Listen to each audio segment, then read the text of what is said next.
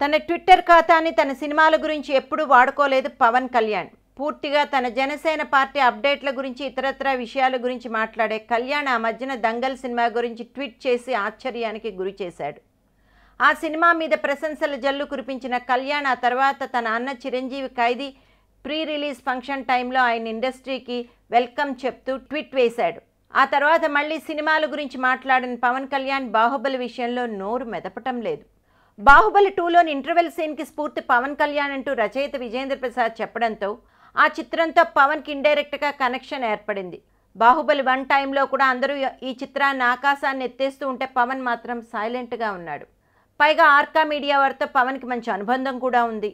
పవన్తో వారు పంజా చిత్రాన్ని నిర్మించారు. తెలుగులో అందరూ టాప్ స్టార్లు బాహుబలి గురించి స్పందించేశారు. కానీ ఇంకా పవన్ ఒక్కడే తన అభిప్రాయాన్ని చెప్పలేదు. మరొక పక్క పవన్ బాహుబలి స్పెషల్ షో వేయించుకున్నాడు అని, అతనికి సినిమాలో డెప్త్ కనబడలేదు అని, ఆ చిత్రం అతనికి అసలు నచ్చలేదు అని, అందుకే రెస్పాండ్ అవ్వడం లేదని న్యూస్ వినిపిస్తోంది.